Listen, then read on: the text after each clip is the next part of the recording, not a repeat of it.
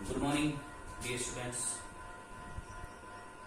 विद्यार्थियों, सुप्रभात। एक बार फिर से क्लास 10th की एसएसटी की कक्षा में आप सबका हार्दिक स्वागत है। विद्यार्थियों, जैसा कि आप सभी को ज्ञात भी है कि पूरा विश्व जो है कोरोना महामारी से जूझ रहा है और इसमें जो है लॉकडाउन जैसी परिस्थितियां भी हमारे सामने आ रही हैं, जिसकी वजह से स्कूल्स के अंदर कक्षाएं बाधित हैं। तो विद्यार्थियों, आप घर में रहें, सेफ रहें, सुरक्षित रहें, अपने माता पिता का कहना मानें और अपना जो अध्ययन है उसको जारी रखें। ऐसा अगर आप करते हैं तो आप एक आदर्श विद्यार्थी हैं। धन्यवाद। आज का हमारा विषय शुरू करते हैं। संघवाद। विद्यार्थियों, हमारा जो टॉपिक चल रहा था वो चल रहा था संघवाद, और संघवाद में मैंने आपको पहले भी बताया था कि जहां संघवाद होता है वहां सरकारें दो या दो से अधिक स्तर पर काम करती है। जिस देश में वहां होता है संघवाद। अगर हमारे देश की बात करें कि हमारा देश संघवाद है या नहीं, हमारे देश में संघीय सरकार, ठीक है, union format of the government है या नहीं है, तो हमारे देश के अंदर जो है संघवाद है, यानी हमारी जो सरकार है वो संघीय सरकार है। और संघीय सरकार के अंदर अगर हमारे देश की बात करें तो हम देखते हैं कि हमारे देश में दो लेवल पर गवर्नमेंट काम करती है, फर्स्ट एंड सेकंड। फर्स्ट पर केंद्र सरकार और सेकंड पर जो है वो राज्य सरकार। जिन भी देशों के अंदर सरकार दो या दो से अधिक स्तरों पर काम करती है उस देश में संघवाद होता है, या हम कहते हैं कि संघीय सरकार होती है, या हम कहते हैं union format of the government होता है। तो एक ही बात है। तो बच्चों, हमने संघवाद के बारे में तो पढ़ लिया था। आज हम पढ़ेंगे संघवाद की विशेषताएं। फेडरलिज्म की कैरेक्टरिस्टिक्स क्या है, what is federalism and what is the characteristics of this. संघवाद की क्या क्या विशेषताएं हैं जो हमारे सामने आएंगी, संघवाद की क्या खासियत है, जिनको आज हम पढ़ेंगे। तो सबसे पहले अगर बात करें हम, तो संघवाद के अंदर क्या होता है कि अलग अलग स्तर की सरकारें एक ही नागरिक समूह पर शासन करती हैं, अपना अपना अधिकारिक क्षेत्र होता है। तो मैंने उस दिन भी बताया था आपको, पहले दिन भी मैंने आपको बताया था कि ऐसा होता है कि जैसे हमारे देश की बात करें तो हमारे देश में सेंट्रल गवर्नमेंट काम करती है, स्टेट गवर्नमेंट काम करती है, लेकिन दोनों ही सरकारों के लिए जो पीपल्स हैं, जो लोग हैं, वो कॉमन है। केंद्र सरकार हमारे हरियाणा का भी अधिकारिक क्षेत्र रखती है, ठीक है, और हमारी हरियाणा सरकार भी अधिकारिक क्षेत्र रखती है।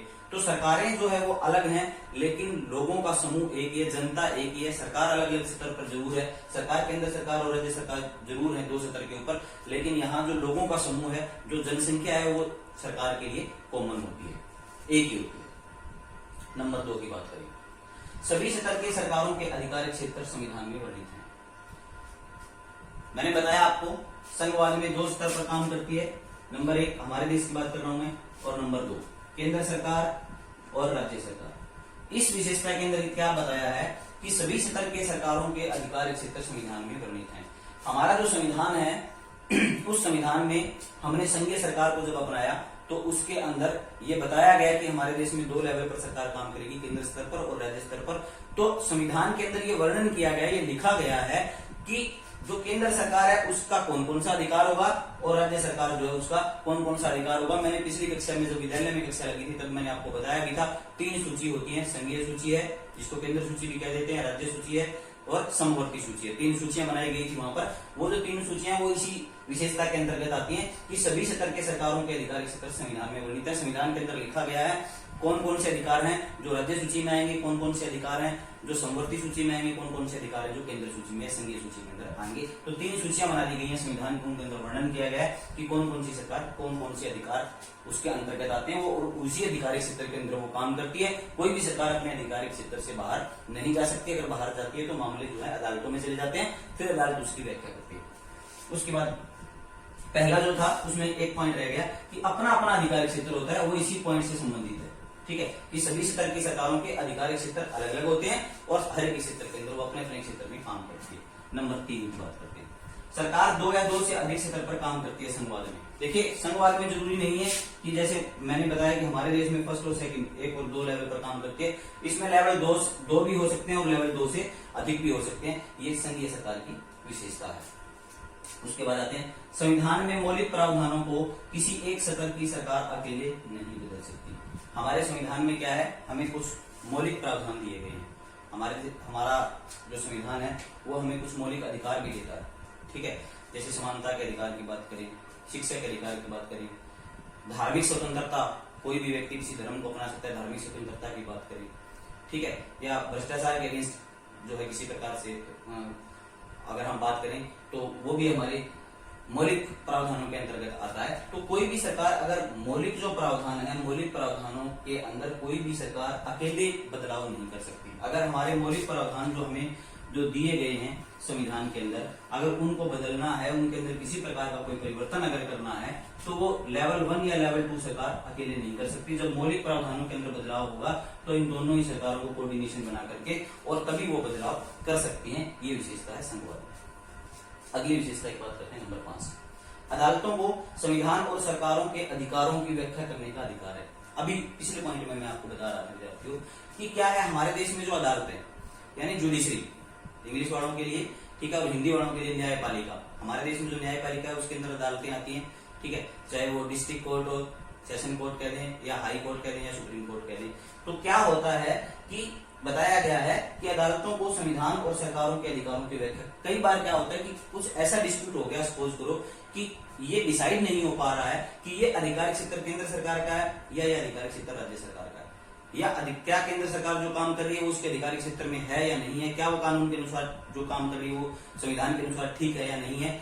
अगर ऐसे डिस्प्यूट चाहे वो केंद्र सरकार की तरफ से होते हैं चाहे वो राज्य सरकार की तरफ से होते हैं या दोनों के बीच में कोई डिस्प्यूट है, केंद्र सरकार कहती है अधिकारिक क्षेत्र हमारा है और राज्य सरकार कहती है अधिकारिक क्षेत्र हमारा है, तब ऐसे डिस्प्यूट जब पैदा हो जाए तो किसको निर्णय करने का अधिकार है? वो निर्णय का अधिकार होता है अदालत को, जुडिशरी को, न्यायालय को। हमारे देश में जो न्यायालय है वो हमारे संविधान में लिखे गए कानूनों की व्याख्या उस समय करता है जब किसी भी सदन की सरकार, चाहे केंद्र सरकार है या राज्य सरकार के बिटवीन है, या सिर्फ केंद्र सरकार की बात है या राज्य सरकार के अधिकारों की व्याख्या करने की जब बात आती है, उनको ये बताना पड़ता है, अदालत बताती है, न्यायालय बताता है सरकार को कि आपका अधिकारिक क्षेत्र ये है और इस अधिकारिक क्षेत्र में आप काम करेंगे, ये अधिकारिक क्षेत्र आपका नहीं है, इस अधिकारिक क्षेत्र में आप काम नहीं करेंगे। तो कहने का मतलब है कि अधिकारिक क्षेत्रों की व्याख्या की जब बात आती है संविधान के अनुसार, तब अदालत जो है वो बताती है राज्य सरकारों को और केंद्र सरकारों की कौन सा अधिकारिक क्षेत्र उनका है, तब वो कानून की व्याख्या करके उनको स्पष्ट करती है इस बात। नंबर 6,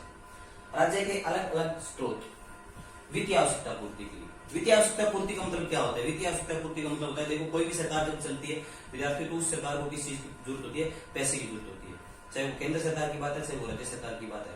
अब क्वेश्चन ये उठता है कि पैसा राज्य सरकार और केंद्र सरकार के पास क्या कॉमन होता है? कॉमन होता है तो वो कहां से होता है? अगर उनको किसी चीज की इनकम होती है तो इनकम का क्या सोर्स है? उनके पास पैसा कहां से आता है? वो केंद्र सरकार जो केंद्र में खर्च करती है, राज्य सरकार राज्य में खर्च करती है, कई बार दोनों सरकारें मिलकर भी काम करती हैं। तो जब पैसे की बात आती है तो पैसे के लिए बताया गया है राज्य सरकार के अलग स्रोत हैं जो स्टेट के अंदर होते हैं और केंद्र सरकार के अलग स्रोत हैं। हाँ, उस परिस्थितियों में क्या होता है कि केंद्र सरकार राज्य सरकारों की सहायता कर सकती है क्योंकि वो बड़े लेवल की सरकार है, उसके पास income source institute of states ज्यादा होते हैं, तो उनके पास जो पैसा होता है वो विशेष परिस्थितियों के अंदर जो केंद्र सरकार है वो राज्य सरकार को पैसा दे सकती है। अदरवाइज दोनों सरकारों के संविधान के अंदर आय के जो स्रोत हैं उनको वर्णन किया गया है कि राज्य सरकार के आय के स्रोत डैश डैश हैं और सेंट्रल गवर्नमेंट के आय के स्रोत डैश डैश हैं, दोनों की इनकम के लिए अलग अलग अधिकारिक क्षेत्र है। तो विद्यार्थियों आज के लिए आप पढ़ रहे थे संघवाद की विशेषताएं, जिसके अंदर हमने 6 पॉइंट पढ़े कि कौन क्या क्या विशेषताएं हैं संघवाद की। अगले व्याख्यान के अंदर अगले लेक्चर में इसी विषय को फिर से कंटिन्यूटी में पढ़ेंगे।